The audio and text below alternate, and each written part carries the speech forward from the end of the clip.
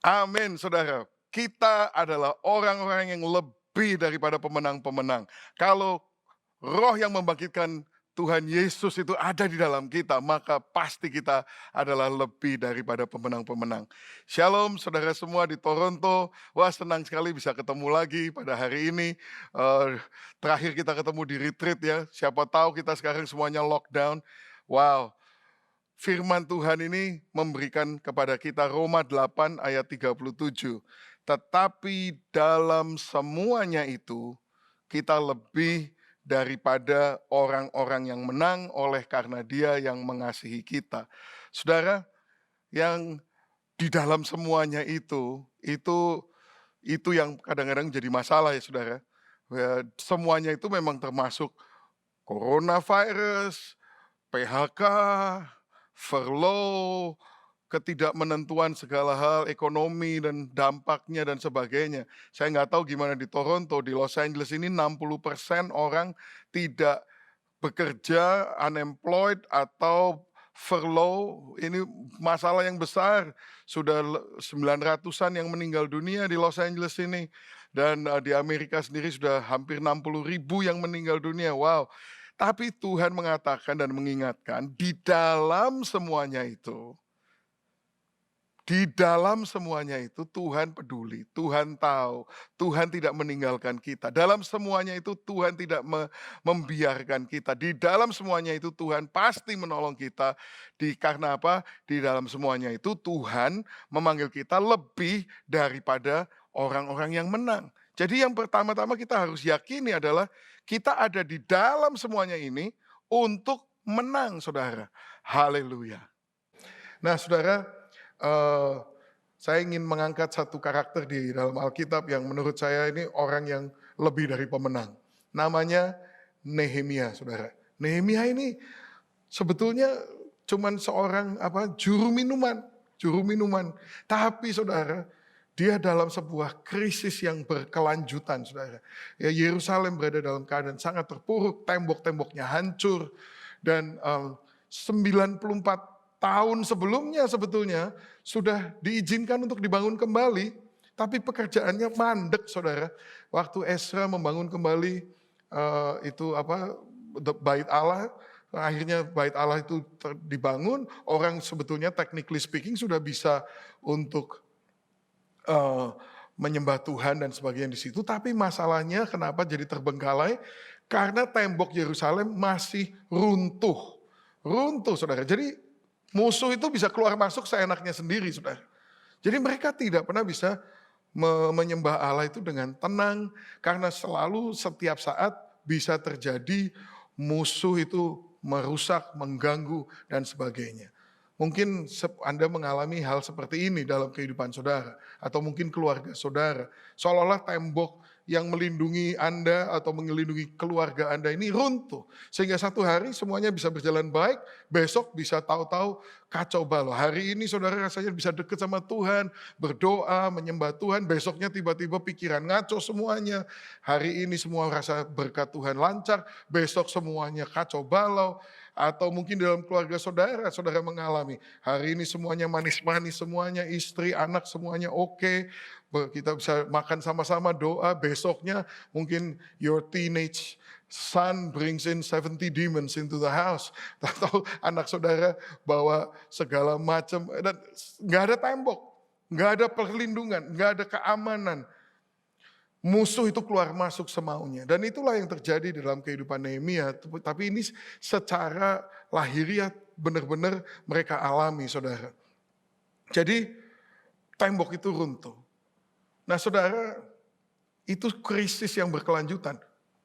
Bahkan setelah dia mendapatkan mujizat yang besar, yaitu bahwa Raja Artasasta itu mengizinkan dia untuk kembali ke Yerusalem, memberikan semua yang dia butuhkan untuk membangun, masih banyak masalah.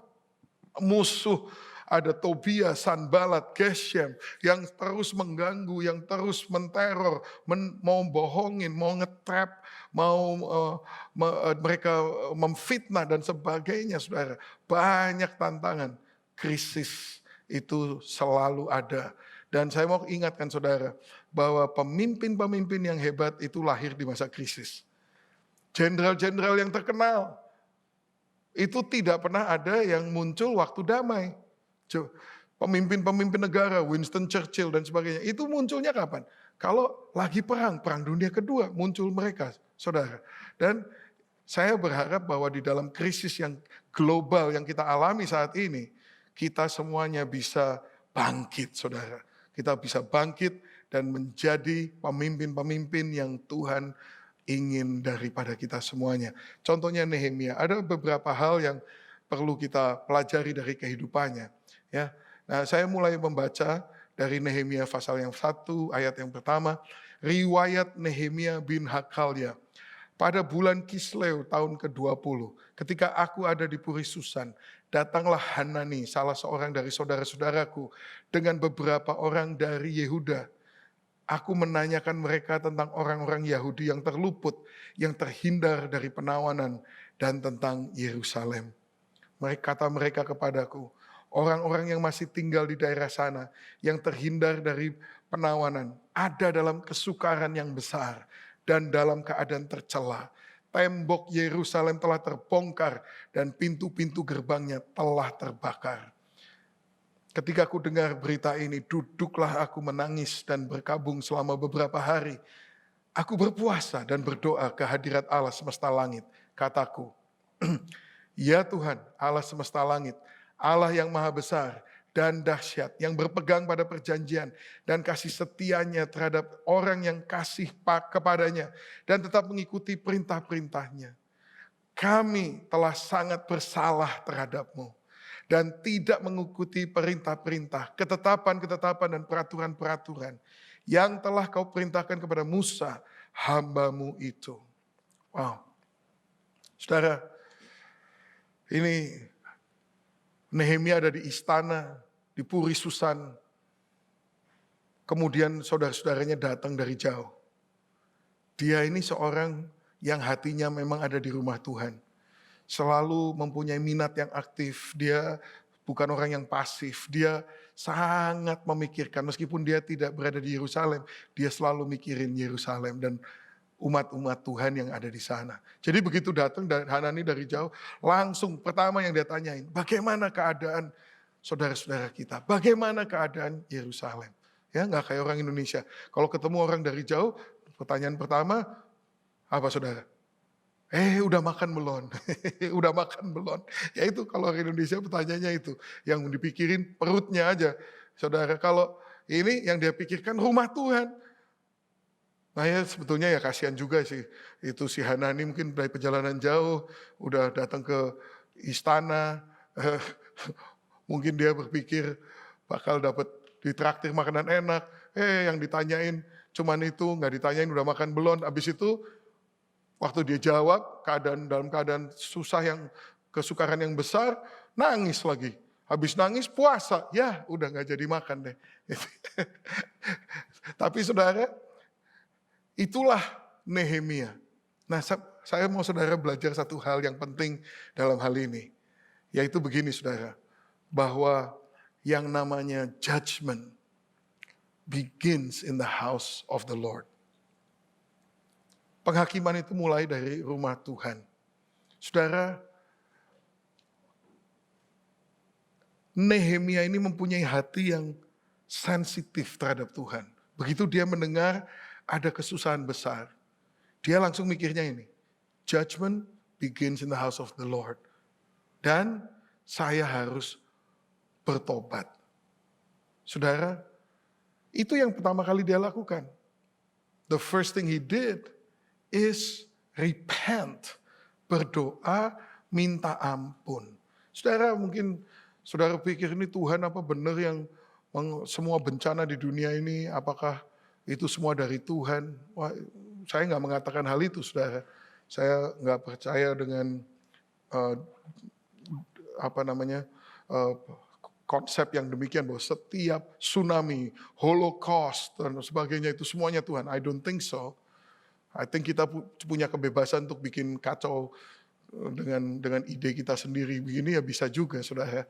Bukan semuanya itu Tuhan.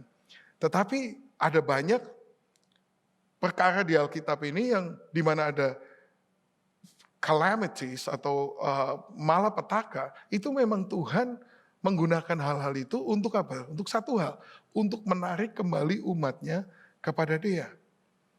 Nah, orang-orang itu memang ya saudara, di Pengkhotbah 8 ayat 11 dikatakan, oleh karena hukuman terhadap perbuatan jahat tidak segera dilaksanakan, maka hati manusia penuh niat untuk berbuat jahat. Jadi orang itu sebetulnya nggak tahu, kalau begitu lihat malapetaka, wah aku nggak bisa menyembah Tuhan yang model begini. Katanya Tuhan baik, mana? Gitu ya. Saudara, saya percaya ya, kalau Tuhan itu tidak berbelas kasihan segitu banyak sama kita, malapetaka yang kita alami ini udah jauh lebih banyak. Karena kita hidup di dalam dunia yang jatuh di dalam dosa, saudara. Tapi kalau orang ditahan gitu ya, malapetaka itu ditahan oleh tangan Tuhan, bukannya berterima kasih, malah mereka tambah jahat, saudara. Itu udah dikatakan oleh firman Tuhan. Take it for granted. Nah, saudara, kalau saudara baca buku Amos, itu penuh dengan berbagai-bagai judgment of God. Ya, God can judge His people. Ini saya ambil salah satu aja nih, Amos 4 ayat 6. Oleh karena hukuman terhadap Amos 4 ayat 6 isinya bukan ini, saudara. Amos 4 ayat yang ke-6 itu, aku telah membiarkan engkau mempunyai gigi yang tidak disentuh makanan. Artinya nggak ada makanan. Dan engkau kelaparan. Dan engkau tidak ada roti yang kau bisa makan. Tapi engkau tidak kembali kepadaku. I give you empty stomachs in every city and lack of bread in every town. Yet you have not returned to me, declares the Lord. Habis itu dia ngomong, aku menahan hujan di kotamu, tetapi engkau tidak kembali kepadaku. Tambah lama tambah ngeri, aku membunuh orang-orang mudamu, tapi engkau tidak kembali kepadaku. Saudara, gini ya, saya usul ya, daripada kita mikirin, kenapa Tuhan gini, kenapa Tuhan gitu, kenapa Tuhan begini. Coba fokus ke bagian keduanya aja gimana. Bagian yang kedua mengatakan apa? Tapi kamu gak kembali kepadaku. Lah ya udah kita kembali aja kepada Tuhan kan selesai. Kenapa mesti mengadili Tuhan? Kalau memang Tuhan bisa menghukum,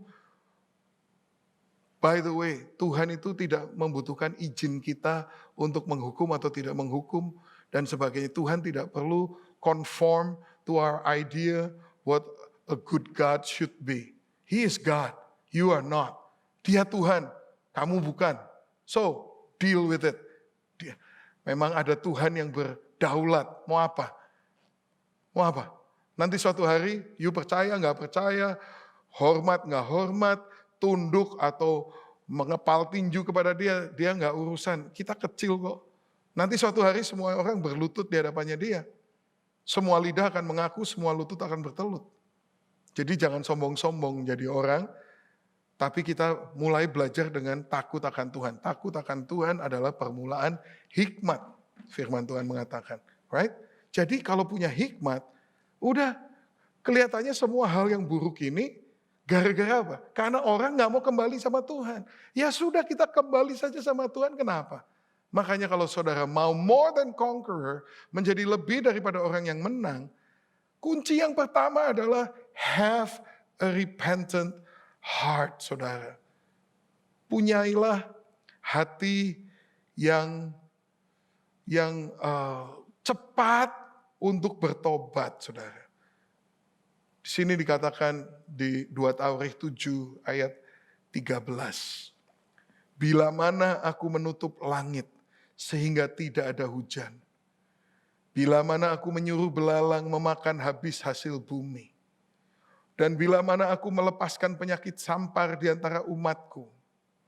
Dan umatku yang atasnya namaku disebut merendahkan diri, berdoa, mencari wajahku, lalu berbalik dari jalan-jalannya yang jahat. Maka aku akan mendengar dari surga dan mengampuni dosa mereka serta memulihkan negeri mereka. Bukankah itu yang kita butuhkan hari ini? Bahwa negeri kita dipulihkan. Bukannya dipulihkan dari penyakit ini saudara, tapi dipulihkan dari segala hal yang buruk yang lain yang menjadi akibat daripada COVID-19 ini saudara. Berdampak ekonomi, kita membutuhkan pemulihan. Oh, pakar-pakar ekonomi mengatakan ini akan 30-40 tahun belum bisa pulih dan sebagainya. Kita butuh pertolongan Tuhan. Ini dikatakan, masa ya Tuhan bisa berbuat begini ya? Menutup langit sehingga tidak ada hujan. Wow. Menyuruh belalang memakan habis hasil bumi. Wow. Melepaskan penyakit sampar di antara umatku. Wow. Aku sih, wah, kalau Tuhan model begitu, aku nggak mau menyembah Tuhan yang model begitu. Ya terserah kamu mau nyembah Tuhan yang model apa. Kalau Tuhan itu kamu yang bikin modelnya, then He's not big enough to help you. If God is small enough for your little mind, how can God be big enough to solve your problem? Listen, di sini dikatakan, bila mana aku menutup langit sehingga tidak ada hujan. Wih, ingat nggak akhir 2019 itu? Akhir tahun lalu tuh di Australia, kebakaran di mana-mana. Kebakaran hutan, nggak ada hujan. Mereka berdoa, hujan, nggak ada hujan. Wow. Belalang, saudara lihat nggak tuh di Kenya, di Middle East dan sebagainya. Belalang, miliaran belalang, kayak awan gelap. Waduh, menghancurkan semua hasil tanaman. Itu terjadi loh ini bulan-bulan ini. Dan sekarang, wow, penyakit sampar ya, bukan penyakit sampar sih, tapi suatu penyakit yang seperti yang tidak kelihatan, yang really devastate all of us. Wow.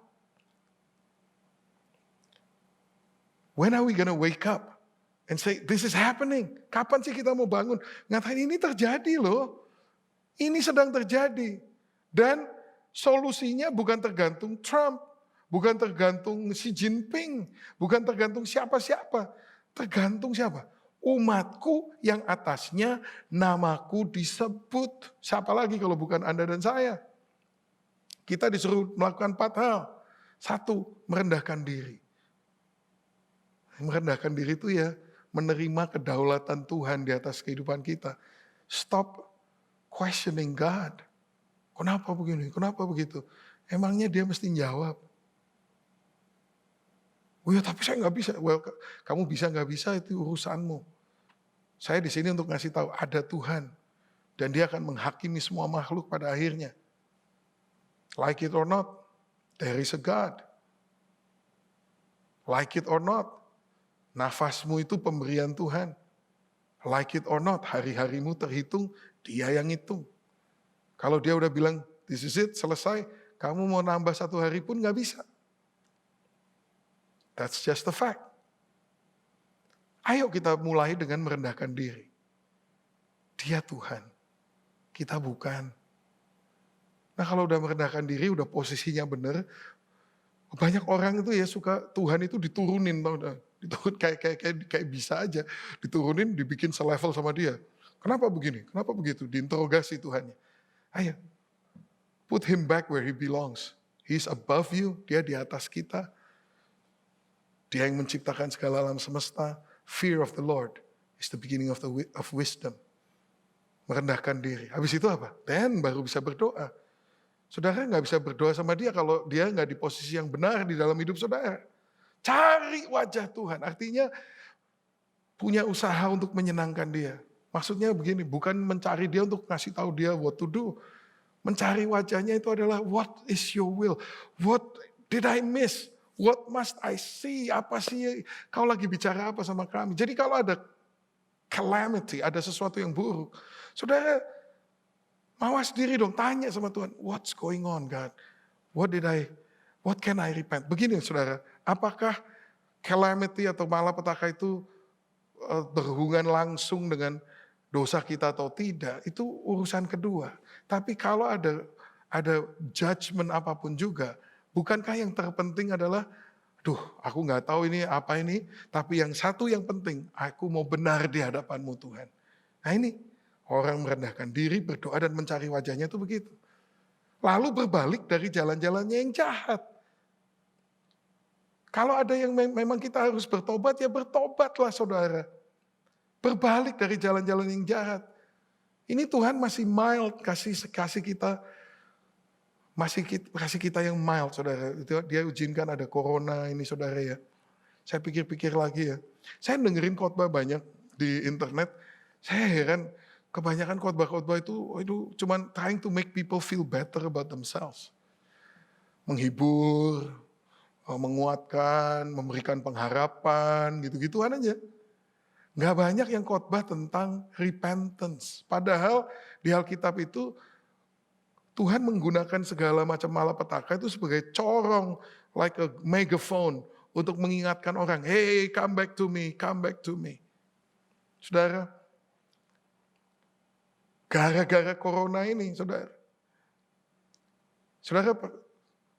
bisa bayangkan, industri pelacuran bubar. Udah gak ada yang ke pelacur. Klub, mabok-mabokan, bar, tutup. Istri saya cerita, dia kan kerja di hospital.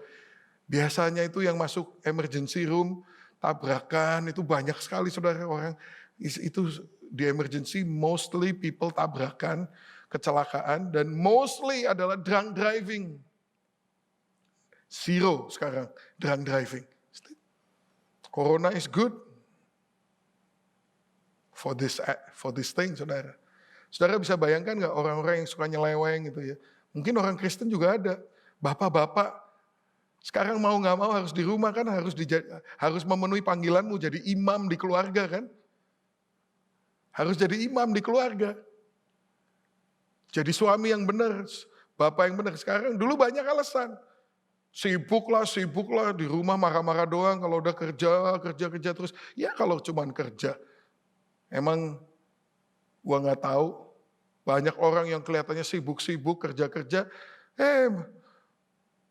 Keluar pacaran sama sekretarisnya lah, sama coworkernya lah, minum-minum di mana sama siapa lah.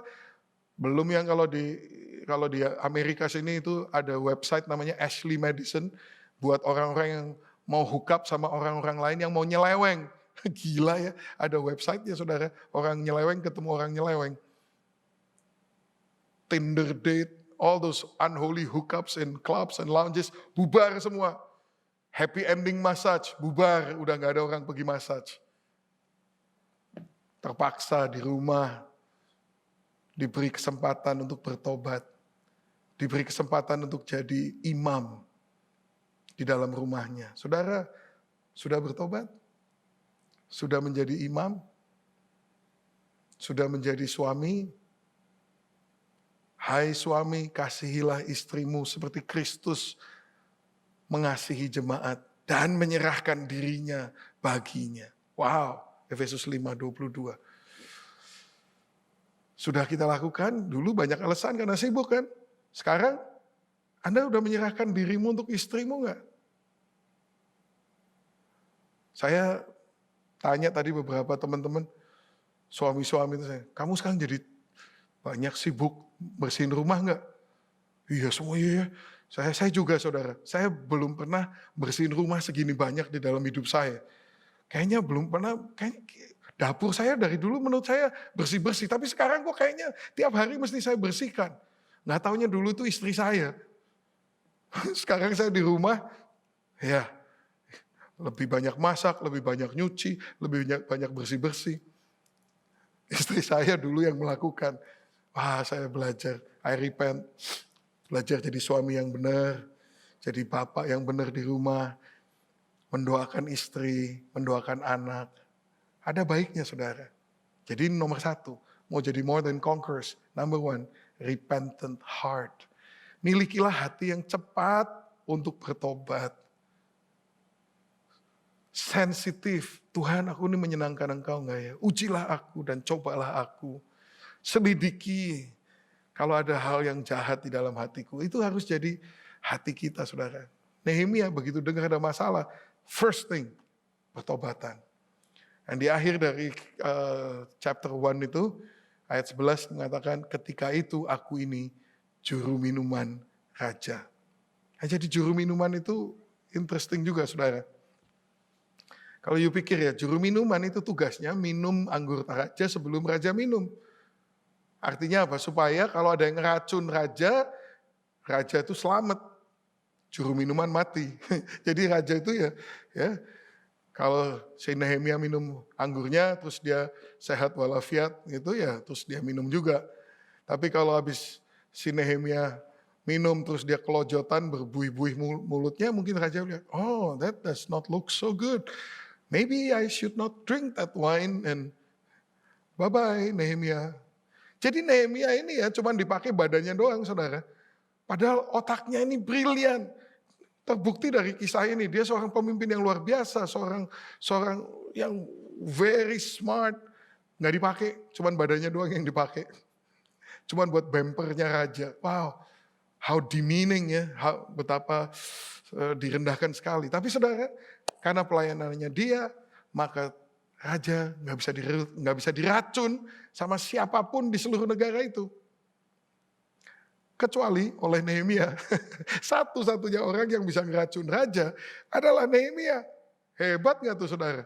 Jadi ini adalah poin kedua saya, bagaimana menjadi more than conquerors. Nomor satu, punyailah hati yang cepat untuk bertobat. Yang kedua, learn to be faithful and trustworthy. Are you trustworthy?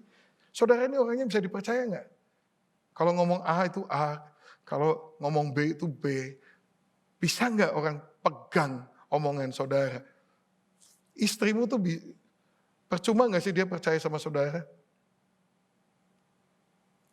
Are you faithful? Are you trustworthy? Saudara, simple sih memang. Sebelum saudara bisa dipakai oleh Tuhan otaknya, strateginya, personality-nya, karismanya. Yang pertama-tama, kamu ini bisa dipercaya atau enggak? Can I trust you? Are you faithful? Kamu orangnya setia enggak? Mengabdikan diri setia kepada Tuhan atau tidak? Nah itu saudara, number 2. To be more than conqueror. Karena apa? Kalau dia nggak pernah jadi juru minuman, dia nggak akan dapat kesempatan untuk selanjutnya saudara. Kisah Nehemia semuanya. Nah saudara, di Amsal 20 ayat yang ke-6. Many claim to have unfailing love. But a faithful person who can find? Memang jarang orang faithful. Ya, saudara. Nah yang ketiga, Nehemiah was a builder. Dia bukan hanya setia, tapi dia seorang pembangun, saudara. Itu waktu itu, ini ayatnya, saudara. Waktu itu dia lagi serving wine to the king. Mukanya muram, saudara, karena udah 4 bulan itu. Dari ketemu sama Hanani sampai dari bulan Kislev sampai bulan Nisan itu kan 4 bulan. 4 bulan tuh dia mikir, dia merenung, dia berdoa, berpuasa, sampai mukanya muram. Nah ini paling bahaya, jadi juru minum nggak boleh mukanya muram, karena namanya juga mau bawain minuman, si raja ini lagi stres mau menghibur diri dengan minum, waiternya tampang stres. Ya dia ngamuk, itu bisa dipenggal kepalanya saudara. Makanya, tapi dia, ya gimana? Kemudian si raja ini, kenapa kamu muram? Padahal kamu gak sakit. Maka ketakutanlah Nehemia. Nah, kadang-kadang krisis itu mencapai puncak saudara. Disitulah, dia udah mikir, dia udah 4 bulan lamanya berdoa dan berpuasa. Saat ini tiba. You know, as a conqueror, you must know the timing when to seize the moment. Karena seringkali kesempatan terbuka dan tidak akan terulang lagi. Disinilah kesempatan itu terbuka.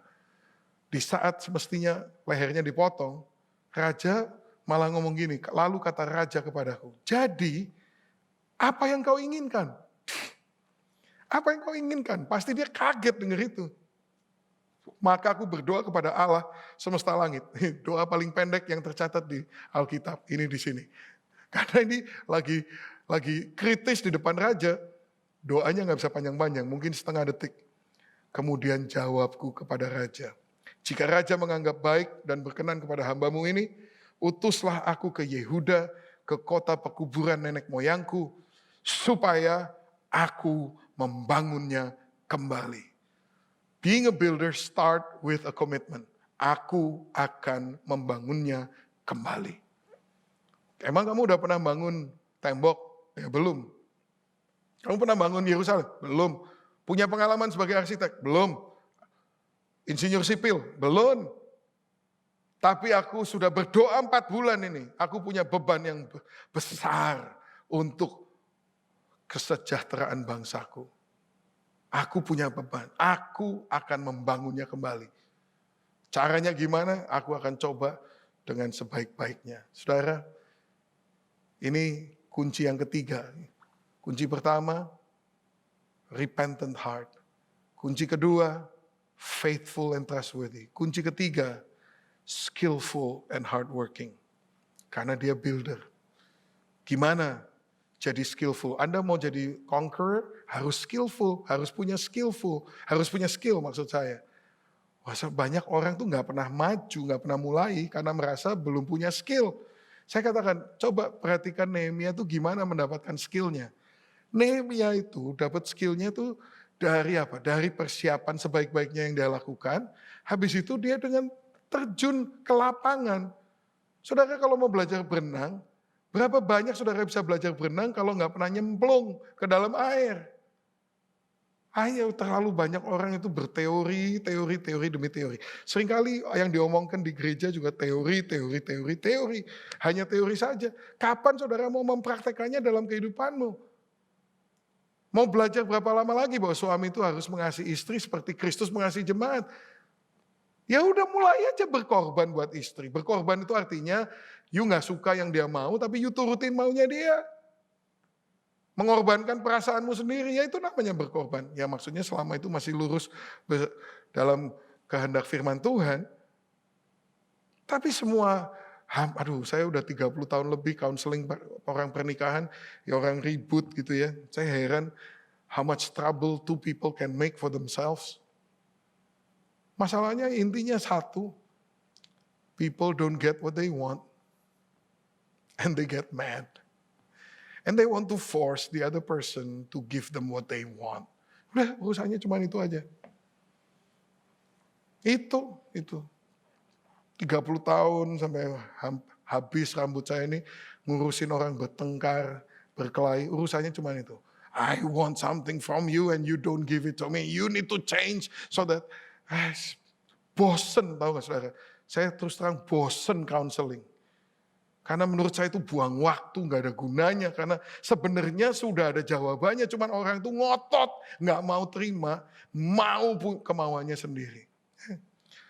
Orang kalau mau skillful, just do it. Learn on the job, learn on the way. Orang berenang ya harus nyemplung, nanti sambil tenggelam dikit gak apa-apa lah. Nanti juga baru bisa belajar berenang. Itu yang dilakukan Nehemia, dia langsung pergi. Dia bilang, aku akan membangunnya kembali. Oke. Kamu perlu apa? Langsung, tapi dia udah persiapan juga loh saudara. Kamu perlu apa? Tolong kasih tahu itu bupati di sana supaya aku dapat surat jalan. Tolong kasih tahu ini orang ini untuk kasih aku bahan-bahan bangunan. udah mikir juga dia saudara. Diberikan semuanya pada dia jalan. Sampai sana dia betul-betul melakukan survei 3 malam saudara. Dia turun sendiri melihat bagian-bagian tembok yang runtuh. Saudara kalau mau jadi conqueror ya saudara, you must learn to have first-hand observation on your own. Banyak orang itu males, tanggung-tanggung, kurang ngotot hidupnya. Kalau Nehemia ini ngotot, begitu itu dia nggak bawa orang banyak, dia cuma bawa beberapa orang yang sangat dia percayai. Malam-malam supaya nggak ada yang tahu, dia survei itu tembok. Karena dia mau bangun tembok, dia mau tahu persis keadaan tembok itu seperti apa. Dan dia gak mau cuma dengar cerita dari orang, dia mau lihat sendiri, dia mau jalanin sendiri, dia mau lihat seberapa parah di sebelah sini, seberapa parah di sebelah sini. Supaya gak dibohongin orang, supaya dia tahu betul, he knows himself first hand what's going on. Itu seorang pemimpin harus tahu itu saudara. Terlalu banyak pemimpin yang males, cut corners, rely on second hand information, akibatnya never get done, the job doesn't get done right. Ini kalau si Nehemia ini dia tahu, dari mana saya tahu, nanti strateginya dia tahu orang tuh tinggal di mana, di bagian itu ada kerusakan apa di tembok, dia tahu, untuk itu semua penting buat strateginya dia catat semuanya. That's how you learn to be skillful, by being diligent, by not cutting corners, by working hard, by doing it yourself. That's how you develop your skill. Nih lihat nih. Di samping mereka di Nehemia pasal yang ke-5 ini kalau nggak salah. Di samping mereka Benyamin dan Hasub mengadakan perbaikan di depan rumah mereka. Di samping mereka Azaria bin Maaseya bin Ananya mengadakan perbaikan di samping rumahnya. Mulai dari pintu gerbang kuda, para imam mengadakan perbaikan masing-masing di depan rumahnya. Saudara, observasi nomor 1. Dia tahu nama mereka semua loh. He knows everybody by name. Nomor 2, dia tahu mereka tinggal di mana. He knows where everybody lived. Nomor 3, dia tahu kerusakan apa di setiap tembok di dekat rumah mereka. Nah, itu saudara, seorang pemimpin yang punya skill itu begini. You gotta work hard. You gotta know what's everybody needs are. Orang-orang itu butuh apa. Saudara, saya bayangkan ya ini orang-orang ini Benyamin dan Hasub membuat perbaikan di depan rumah mereka. Berarti di depan rumah mereka itu temboknya rusak. Mereka itu mungkin udah kemalingan bolak-balik kali. Gara-gara tembok itu bolong. Jadi sekarang waktu mereka kerja untuk bangun di situ, mereka punya motivasi. Mereka punya semangat. Kenapa? Karena mereka merasakan sendiri akibatnya. Kalau ini tembok ini dibetulkan di sini, maka mereka sendiri juga tertolong. Makanya saudara, kalau saudara baca itu, wow, nama itu banyak sekali. Ini cuma berapa yang saya sebutkan, banyak sekali di kitab Nehemia. Dia tahu nama semua orang ada tempatnya masing-masing, mereka membangun di tempat itu masing-masing, saudara. Very smart, very wise. Bukan secara manipulatif, saudara. Tetapi dia peduli dengan kebutuhan masing-masing orang-orang ini. Mungkin saudara bertanya, loh kalau depan rumahmu temboknya ambruk, kenapa nggak dari dulu-dulu mereka betulin? Karena nggak ada yang menggerakkan semuanya bersama-sama. Sekarang mereka semangat, karena dia betulin di sini, temennya betulin di sana, temennya betulin di sana. Sebab kalau cuma dia yang betulin di sini, sana tetap roboh, gunanya apa? Malingnya nggak lewat sini, lewat situ. Iya kan? Tapi sekarang karena Nehemia mengatakan kepada semuanya, mari, we can have a better future. Your life doesn't have to be in disgrace anymore. Nggak perlu terpuruk lagi kehidupanmu. Mari kita bersama-sama. Ada seorang yang mengambil tanggung jawab. Itu loh. Nehemia, seorang juru minuman, tapi udah bisa jadi seorang pemimpin. Nehemia 6 ayat 15. So the wall was completed on the 25th of Elul in 52 days. 52 hari. Selesai, saudara. Di Nehemia pasal 6. Nehemia itu ada pasalnya 13. Di pasal 6 udah selesai, saudara. Tapi dari 7 sampai 13, dia naik tingkat lagi, saudara. Nehemiah became a governor. Dia menjadi bukan hanya ahli bangunan, tapi sekarang dia jadi gubernur. Jadi pemimpin bangsa, saudara. Luar biasa. Karena temboknya udah jadi, dia mau terus membangun umatnya di dalam Yerusalem itu. Bait Allah udah jadi, tembok udah jadi, sekarang umatnya ini harus beribadah dengan baik dan mengalami kebangunan rohani. Wah, tapi memang ini harga yang dia bayar. Baca ini saudara, Nehemia 5 ayat 14. Pula sejak aku diangkat sebagai bupati di tanah Yehuda, yakni dari tahun ke-20 sampai ke tahun ke-32 pemerintahan Artasasta. Jadi 12 tahun lamanya, aku dan saudara-saudaraku tidak pernah mengambil pembagian yang menjadi hak bupati. Haknya aja nggak dia ambil. Dia bukan hanya nggak korupsi, tapi yang menjadi haknya pun tidak dia ambil. Dia punya mental yang jauh lebih tinggi dari orang-orang lain. Ayat 15, tetapi para bupati yang sebelumnya yang mendahului aku sangat memberatkan beban rakyat. Bupati-bupati itu mengambil dari mereka 40 sikal perak sehari untuk bahan makanan dan anggur. Bahkan anak buah mereka merajalela atas rakyat. Tetapi aku tidak berbuat demikian karena takut akan Allah. Aku pun memulai pekerjaan tembok itu walaupun aku tidak memperoleh ladang. Dia nggak mengambil haknya untuk punya tanah. Aku tidak memperoleh ladang. Dan semua anak buahku dikumpulkan di sana khusus untuk pekerjaan itu.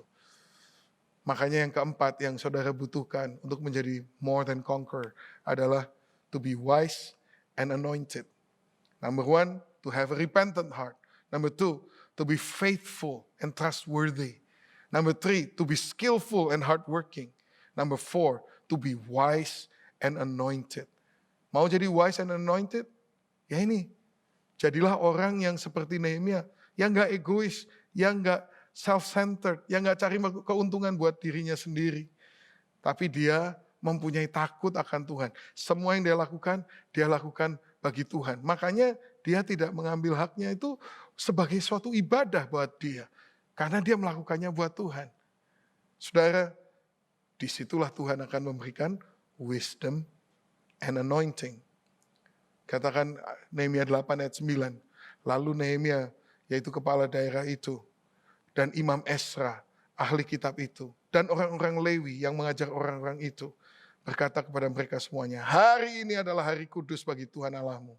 Jangan kamu berduka cita dan menangis, karena semua orang itu menangis ketika mendengar kalimat-kalimat Taurat itu.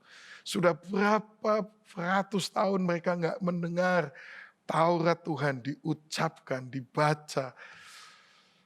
Saat ini mereka kumpul berhari-hari, Esra membacakan firman Tuhan kepada mereka dan mereka mendengar kita ini umat Allah. Ini adalah firman Allah dan mereka menangis. Terjadi bukan hanya pembangunan tembok fisik, tapi terjadi kebangunan rohani yang oleh karena Nehemia seorang yang more than conqueror. Oh saudara, Nehemia 13, dia cuma bilang begini, kutahirkan mereka dari segala sesuatu yang asing dan kutetapkan tugas-tugas untuk para imam dan orang-orang Lewi. Pula kutetapkan masing-masing dalam bidang pekerjaannya. Kemudian ayat terakhir dari kitab Nehemia, pasal 13 ayat 31, cuma mengatakan begini, ya Allahku, ingatlah kepadaku. Ingatlah kepadaku demi kesejahteraanku. Give me favor from you God. Dia gak minta sama orang, dia gak minta sama siapa-siapa. Dia cuma minta favor from God.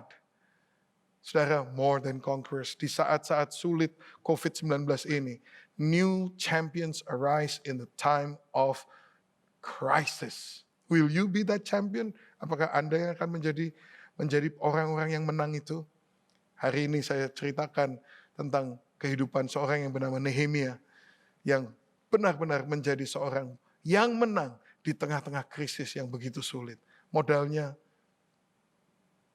satu, hati yang cepat bertobat.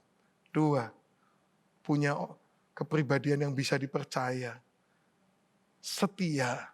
Ketiga, berani untuk belajar, kerja keras, tidak cutting corners, potong jalan. Sehingga dia mempunyai skillful and hardworking. Dan karena punya takut akan Tuhan, melakukan segala sesuatu seperti kepada Tuhan, maka Tuhan memberikan dia wisdom and anointing. Sehingga dia berhasil. Bukan hanya membangun tembok dalam 52 hari, yang sudah terbengkelai 94 tahun, saudara. Tapi terjadi kebangunan rohani, ibadah kembali di umat Israel. Saya percaya setelah Corona ini lewat, akan ada champion-champion yang akan lahir dari rumah Tuhan, yang akan membawa pemulihan bagi negeri kita. Mari saudara, kita bertobat. Mari saudara, kita kembali kepada Tuhan. Mungkin saudara belum pernah mengatakan kepada Tuhan Yesus, menyerahkan seluruh hidupmu kepada Tuhan Yesus. Ini saatnya saudara. Mungkin selama ini saudara percaya Yesus. Tapi kalau cuma percaya, ya siapa yang gak percaya? Iblis juga percaya sama Yesus. Jadi kalau saudara cuma percaya sama Yesus, belum beda sama iblis. Karena iblis percaya dan gemetar pada nama itu, Yakobus katakan. Dia percaya Yesus Tuhan. Kalau enggak, kenapa dia bunuh semua bayi di Bethlehem? Dia percaya Yesus mati di kayu salib. Dia yang bikin itu terjadi, dia seneng banget. Dia percaya Yesus bangkit hari yang ketiga, dia babak belur hari itu. Worst day of his life. Dia percaya Yesus akan datang kembali, makanya dia bekerja jauh lebih keras dari kebanyakan orang Kristen. Kalau percaya doang, iblis juga percaya. Tapi pada hari ini saya mau tanya sama saudara, apakah saudara sudah bukan hanya percaya, tapi menerima Yesus? Menerima kedaulatan Yesus dalam hidupmu. Menerima Yesus sebagai Tuhanmu, bukan hanya juru selamatmu. Kadang-kadang orang Kristen itu ya nggak sopan. Juru selamat. Juru itu kan juru rawat, juru mudi, juru kunci. Juru itu kayak tukang gitu loh. Yesus itu bukan hanya tukang nyelamatin. Dia itu Tuhan, saudara. Yohanes 1 ayat 12 mengatakan barang siapa menerima dia diberi kuasa menjadi anak-anak Allah. Bukan hanya percaya, percaya dan menerima. Menerima apa? Menerima ketuhanannya dalam hidupmu.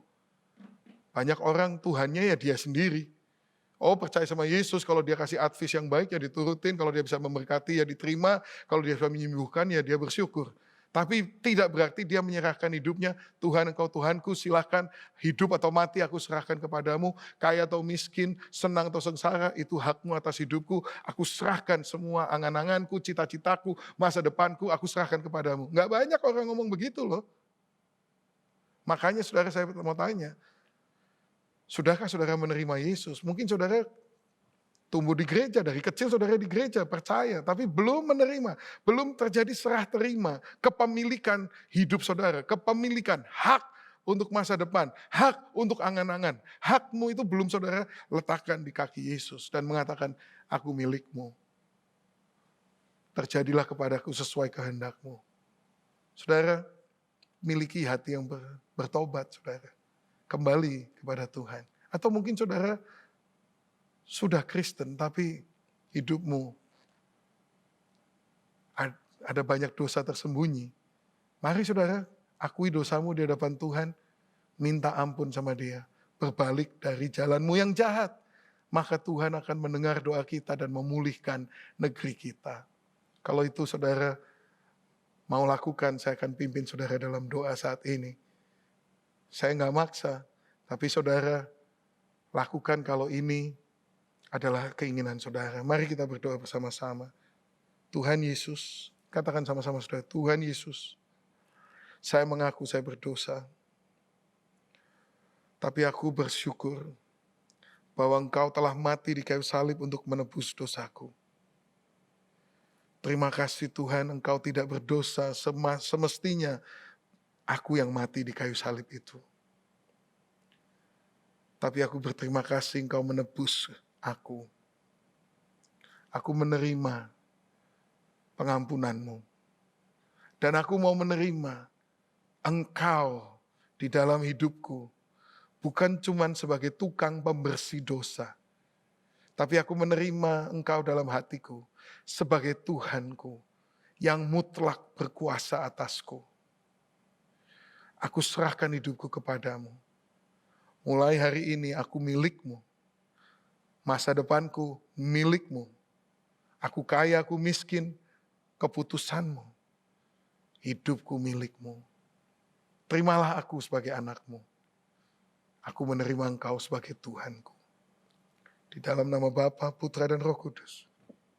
Dalam nama Yesus Kristus, Tuhanku, aku berdoa.